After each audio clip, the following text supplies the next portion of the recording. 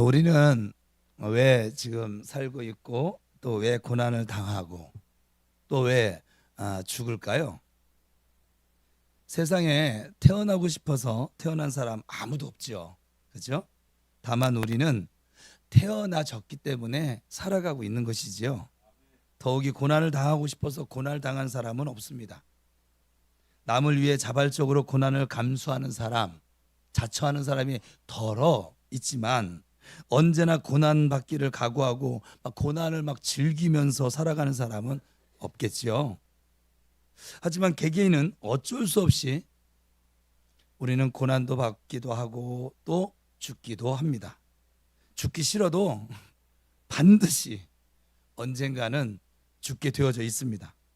그러므로 비록 좀 잘못으로 혹은 고의로 고통과 죽음을 자초하거나 앞당기는 그렇게 자살하는 경우도 덜어 있지만 대개 우리는 본능적으로 이 고난과 죽음을 매우 싫어합니다.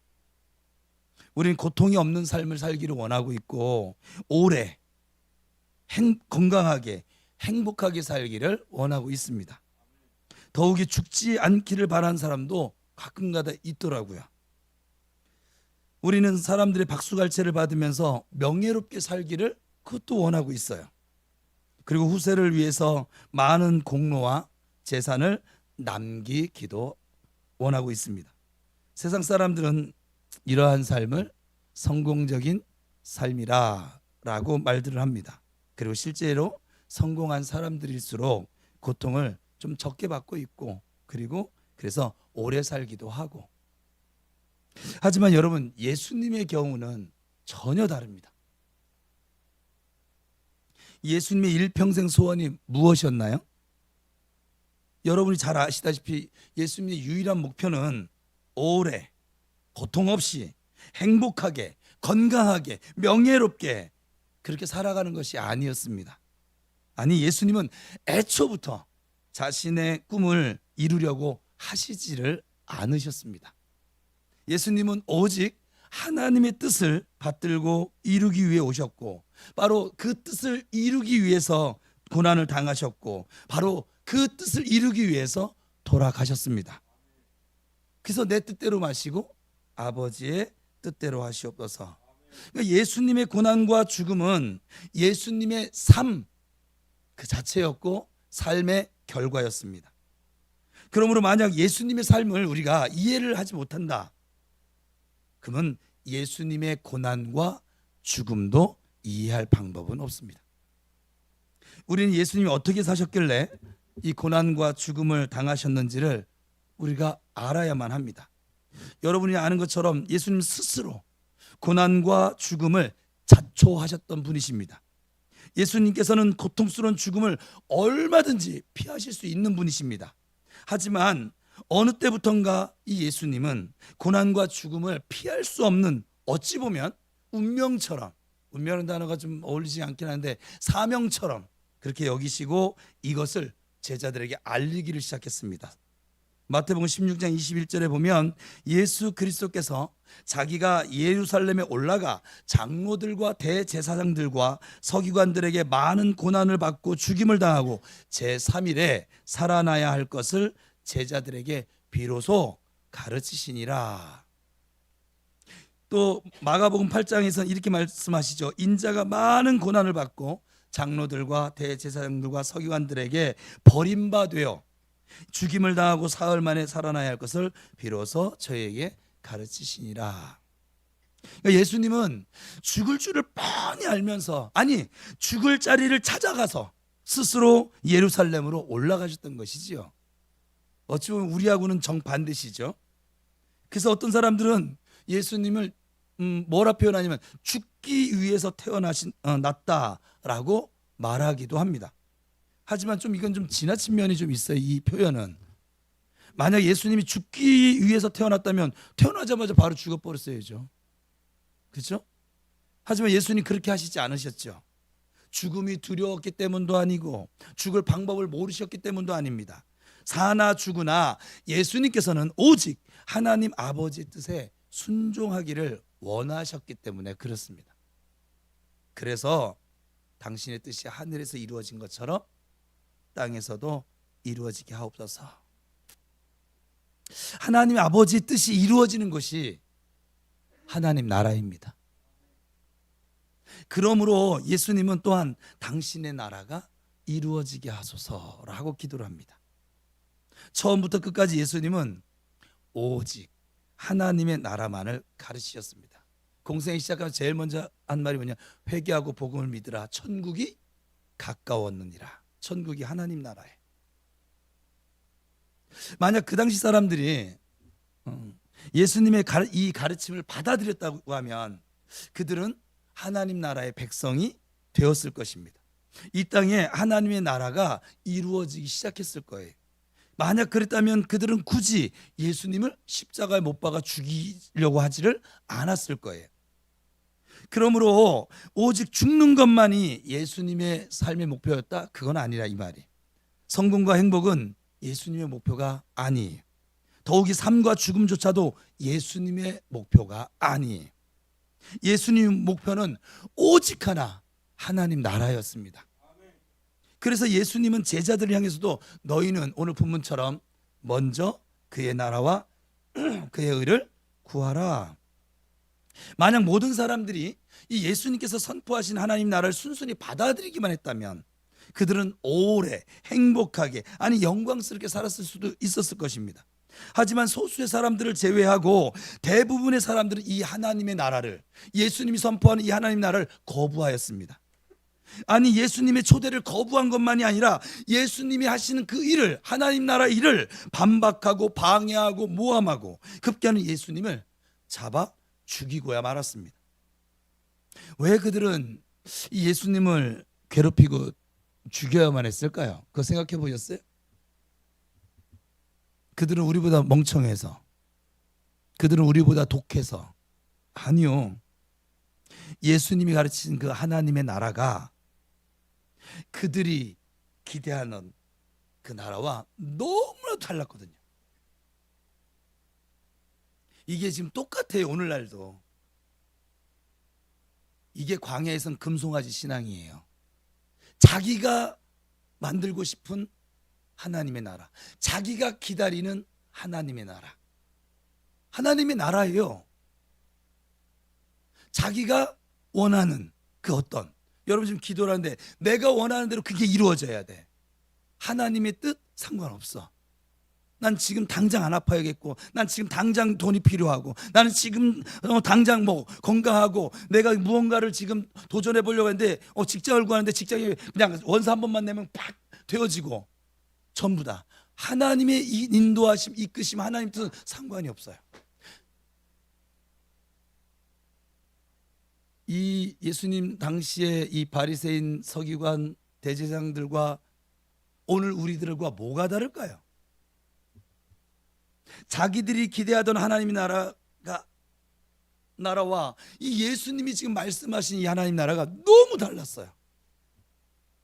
예수님이 가르치는 하나님 나라가 너무나도 그들이 보기에는 허무맹랑한 것이었어요. 아니 그들의 편에서 말한다면 예수님이 꿈꾸시던 그 하나님의 나라가 그들의 꿈을 오히려 파괴할 정도로 매우 위험했어요. 왜냐하면 그들이 가지고 있는 기득권을 다 내려놔야 되거든요 지금. 그래서 예수님께서 기대하시던 하나님의 나라와 그 당시 사람들이 기대하던 나라는 서로 충돌을 하고 만 것이지요.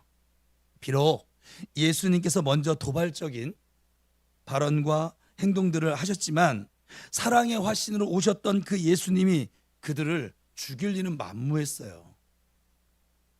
예수님은 오직 회개하고 복음을 받으라, 복음을 믿으라 말씀하실 도리밖에는 없었어요. 그러자 예수님을 거부한 사람들이 이 예수님을 죽이기로 작정을 합니다. 도대체 하나님 나라가 무엇이길래 그들은 예수님을 죽여야만 직성이 풀리고 왜 그렇게 생각을 했을까요? 간단히 말한다면 이 하나님의 나라란 죄악의 세력이 정복되어지고, 그러니까 마귀의 세력이 정복되어지고 완전히 새로워진 세상을 말하는 것이에요. 조금 좋아진 세상이 아니에요. 아예 다른 세상인 거예요. 하나님이 사탄과 죄악과 어둠과 죽음의 세력을 완전히 이기신다는 말입니다. 이런 하나님의 나라가 예수님과 더불어 가까이 오기 시작했다. 천국이 가까웠다. 그러므로 지금까지 살아온 생활 방식을 180도로 바꾸어야만 한다는 거예요. 지금 우리 교회에서 펼치고 있는 나 중심의 이 애굽의 종로를 타던 이 습관적인 이 삶에서 하나님 중심의 하나님의 사상을 가지고 살아가는 자로, 이거는 조금 좋아지는 게 아니에요. 아예 다른 거예요. 이것이 곧 회개하라 라고 하는 뜻이에요. 회개란 단지 주님 제가 이거 잘못했습니다, 저를 용서해 주세요, 그건 자백이고요. 죄를 뉘우치고 착한 사람이 되라는 말이 아니에요. 회개하라는 말은 지금까지 살아오던 방식, 지금까지 바라보고 살던 목표를 완전히 바꾸라는 거예요. 그 목표, 그 방식을 가지고는 하나님의 나라를 이룰 수 없어요. 말로만 아니라 온 몸과 마음으로 하나님의 뜻을 받아들이라는 거예요. 애굽의 사상을 다 저 홍해바다 저편에 던져버리고 하나님의 통치에, 하나님의 다스림에 전적으로 순종하라는 거예요. 비록 그 당시 대다수 사람들이 이 예수님의 가르침을 거부했지만 예수님의 가르침은 공포와 협박의 소식이 아니었죠. 세례 요한은 이게 세례를 베풀면서 회개를 외쳤죠. 그러면서 회개하지 않으면 도끼로 찍어버린다, 하여간 협박과 공포 분위기를 조성하기도 했어요. 하지만 이 예수님의 가르침은 복음이 굿뉴스거든요. 기쁜 소식, 그냥 말 그대로 기쁜 소식이었습니다. 예수님이 선포하신 복음, 즉 이 하나님의 나라는 구원과 해방, 평화와 생명, 사랑과 용서, 치유와 소망으로 넘치는 곳입니다. 그러므로 예수님은 이 하나님의 나라를 무엇에 비유했냐면 혼인잔치에 비유했어요. 혼인잔치야말로 가장 즐겁고 행복한 것 아닙니까? 혼인잔치에는 지나가는 거지들도 즐겁게 참석할 수 있습니다.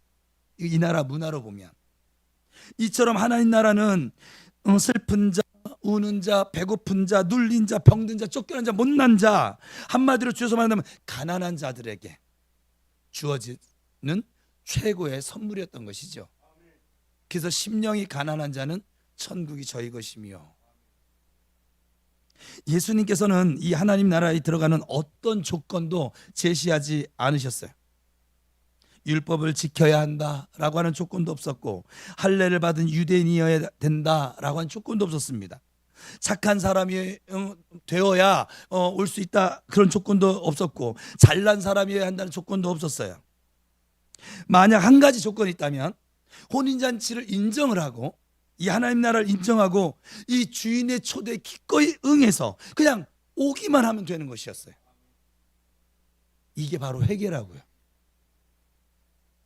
하지만 이 회개라는 것도 대단한 조건, 아니 이 회개라는 것도 아무 조건도 되지 못합니다, 사실은. 왜냐하면 의원을 마다하는 병자가 있을까요? 맛있는 음식을 싫어하는 거지가 어디 있을까요? 탕감을 싫어하는 빚진 자가 있을까요? 해방을 거부하는 노예가 있겠냐 말이에요. 이처럼 하나님 나라는 아무런 자격도 없는 자들에게 아무런 조건도 없이 무조건적으로 은혜로 주어지는 아주 놀라운 기적이요, 은혜로운 선물이요, 하나님의 아주 일방적인 사랑입니다.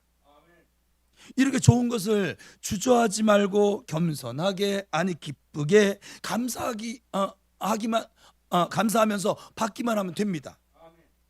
맛있고 영양이 풍부한 음식을 풍성히 먹는다고 그렇게 살아가고 생각하고 살아가는 사람들이 어떻게 이 잔칫날 손꼽아 기다릴까요? 자기는 원래도 잘 먹는데. 스스로 의롭다고, 스스로 구원을 받았다고, 스스로 행복하다고 착각하는 사람들이 어떻게 이 참 행복과 이 참 구원을, 이 하나님의 나라를 소망할까요? 그러므로 이들은 예수님께서 초대하신 이 하나님의 나라에 이 잔치에 오기는커녕 오히려 이 잔치를 베푼 예수님을 아주 못마땅하게 생각하였고, 그래서 예수님을 죽일 기회를 호시탐탐 엿보고 있었던 것입니다.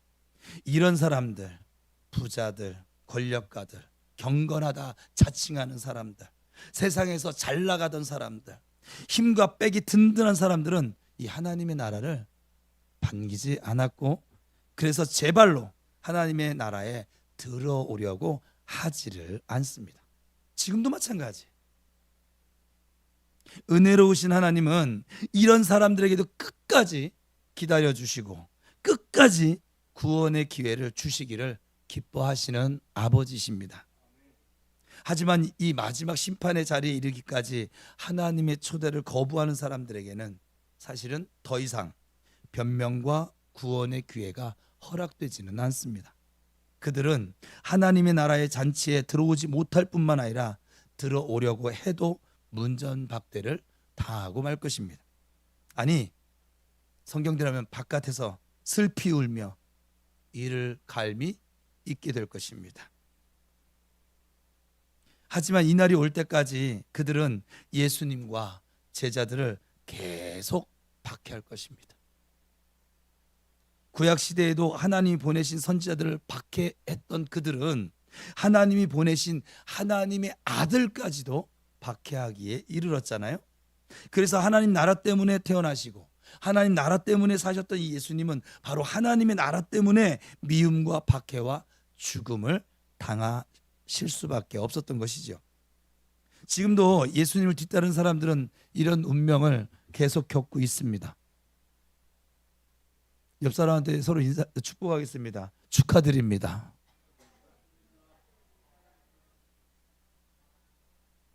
이게 축하할 일인지 모르겠으나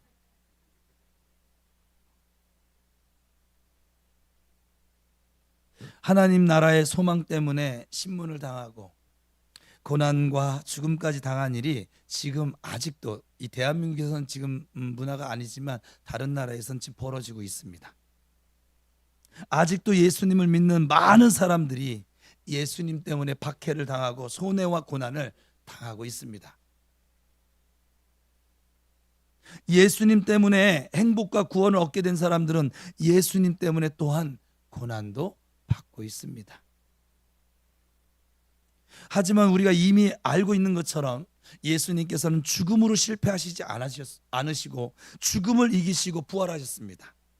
그러기에 비록 많은 사람들이 가기 싫어하는 그 좁은 길, 좁은 문이었지만 예수님이 걸어가신 그 길, 우리 오늘 찬양했던 것처럼 그 길, 예수님이 들어가신 그 문이 옳았다라고 하는 것이 증명이 되어졌어요.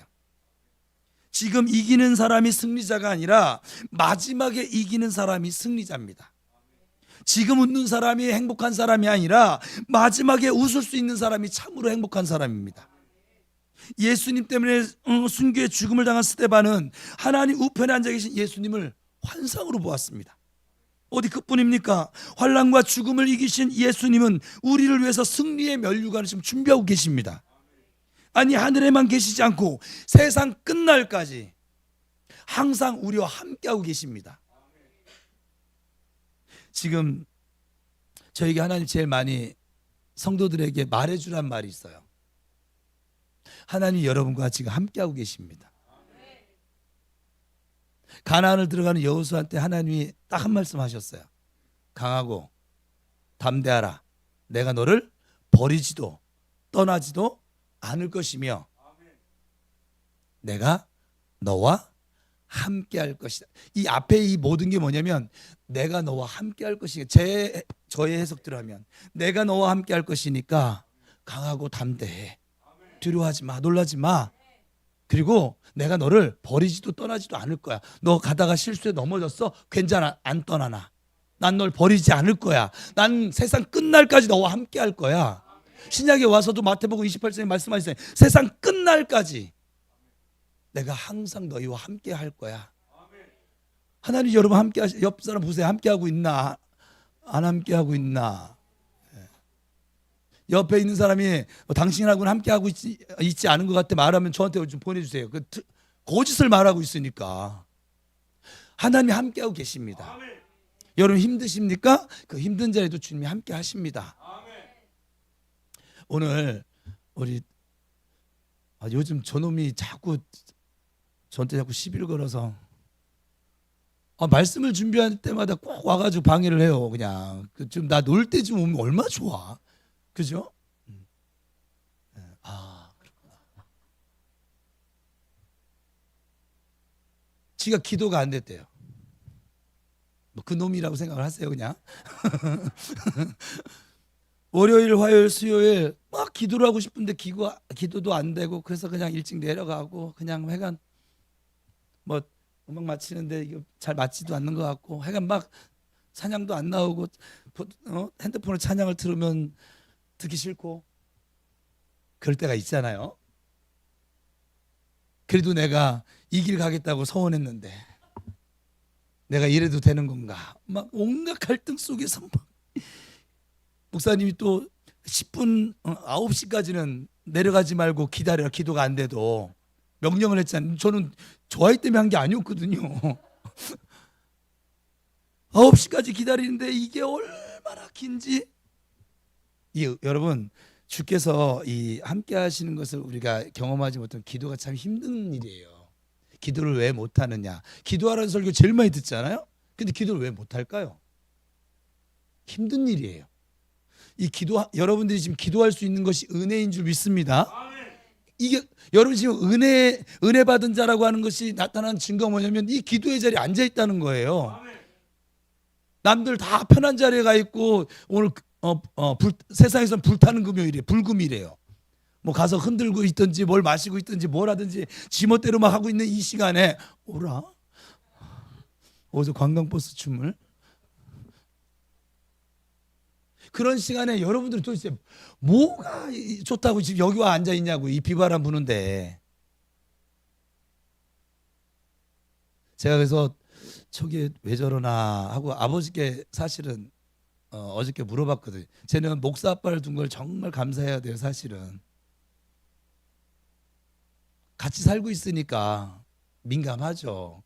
같이 살고 있지 않아도 제가 여러분들 다 살피고 있는데 민감하죠. 아버지, 은우가 겪어야 되는 과정인 거죠. 그렇지?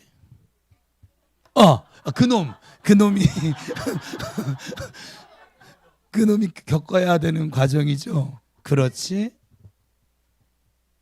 여러분, 우리가 항상 뭐든지 내가 생각한 대로 막 고공비행을 하잖아요.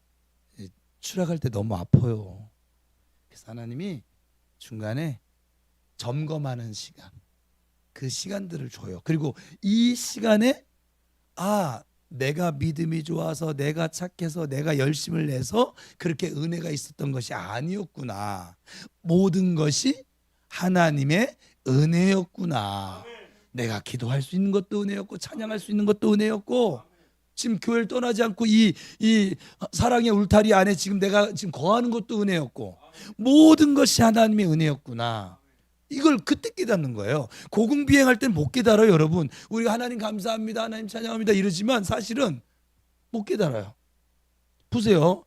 그놈 또 한 분 있잖아요. 여태까지 백수를 있다가 직장을 들어갔어요. 교회에서 훈련 받을 때 너무 좋았죠. 막 이 울타리 안에서 그냥 막 은혜의 도가니탕을 막 씹어 먹어가면서 막 그냥 뼈를 굳게 하고 견고하게 하고, 그러다가 현장에 딱 가니까는 벌써 이미 싸움이 이제 시작되어지고. 근데 이겼대요. 그이가 이겼대요. 세상에 나가보지 않으면 내가 지금 이 교회에서 얼마나 큰 은혜를 주시고 있는지, 그 하나님을 사실은 깨닫기가 사실 어려워요.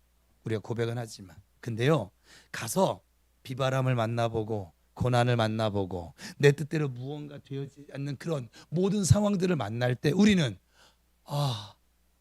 하나님이 나를 사랑하시고 내게 은혜를 주시는 분이시구나. 이게 이제 속에서 우러나온 진실된 고백이 나와요. 기도가 안 되어 보는 그런 상황을 만날 때 내가 기도가 잘 되었던 것이 내가 믿음이 좋아서가 아니라 하나님의 은혜였구나. 하나님을 앞세우기 시작하는 거예요. 다 필요한 과정이에요. 그래서 제가 그랬죠. 네 아빠는 그런 과정이 아니라 기도가 안 되는 수준이 아니라 아예 방황의 수준까지 내려갔다가 올라갔다가 내려갔다가 정신 못 차리도록 태풍을 만나기도 하고 그런 과정을 거쳐서 지금 모습을 가진 거야. 너는 이제 시작도 안 했어. 그러면서 한마디 해줬죠. 하나님께서 지금 여러분에게 하시고 싶은 말씀이에요. 괜찮아. 내가 너와 함께하고 있어. 내가 너와 함께하고 있는 것을 잊지 마. 기도가 좀 잘 안 돼? 지금 설명 다 해줬잖아요. 그렇게 기도가 안 될 때가 있어야 네가 기도하는 것이 나의 은혜, 내가 너와 함께하기 때문에 나타나는 열매인 것을 알 거 아니야. 그죠? 여러분, 하나님 함께하고 계세요. 하나님 꼭 전해달래. 이거는 하나님 여러분과 함께하세요. 여러분 그 넘어진 자리에 함께하시고요. 여러분 그 기도하는 그 시간에 함께하고 계시고요. 여러분이 갈등하는 그 시간에도 함께하세요. 함께하시면서 응원하는 거예요. 정모석 통해서 말 들었잖아. 너 기도의 자리로 발걸음 하나 내디뎌. 내가 도와줄게. 그러시는 거예요. 내게 한번 그리 아니할지라도 감사 한번 해봐. 네가 정말 감사할 일들을 내가 줄게. 하시는 거예요. 하나님 함께 하십니다. 진짜 이제 축복합시다. 옆 사람에게 하나님이 당신과 함께 하십니다.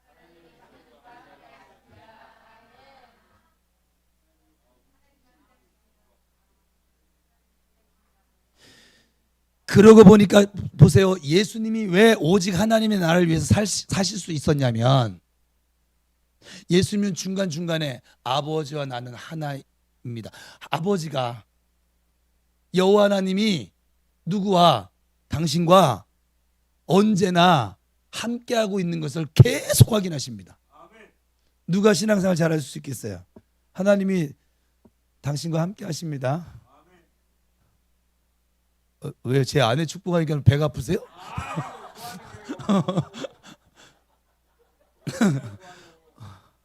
하나님이 함께 하십니다. 여러분 어떤 상황을 만나도 이걸 잊지 마세요. 하나님은 결코 여러분을 버리지도 떠나지도 아니하시고 여러분 실수해도 여러분들을 여전히 아니 그 전에 원수처럼 살 때도 함께 하셨는데 그 실수했다고 함께 하시지 않겠습니까? 괜찮아요. 넘어져 봐야 일어서서 걷는 게 얼마나 이게 행복한 일인지 알지. 그죠? 하나님 다 이유가 있어요. 또 이렇게 어려운 일을 만나봐야 내가 지금 기도의 자리로 걸음을 탁 내디딜 수 있지. 안 그러면 또 등 따시고 이런 데 누워 있을 거 아니에요. 그죠? 이진철 집사님. 그죠? 네. 그런 거예요. 그러므로 여러분 우리도 주님이 걸어가신 길로 기쁘게 걸어가십시다. 비록 힘들고 때로는 어렵더라도 비록 이 세상에서는 실패한 사람처럼 보여질지라도 하나님 나라에서 승리하는 길을 힘차게 함께 걸어가 봅시다. 그래서 예수님의 승리에 동참하는 저와 여러분 되기를 축복합니다. 고난의 길을 통해 영광의 나라에 들어가십시다. 우리 모두 하나님의 나라와 의를 구합시다. 나의 삶에 하나님의 통치가 이루어지기를 두드립시다. 나의 가정에 하나님의 다스림이 이루어지도록 찾아봅시다. 우리 교회가 하나님께서 주인 되시는 교회가 될 수 있도록 기도하시기를 주님의 이름으로 축원합니다. 기도하겠습니다.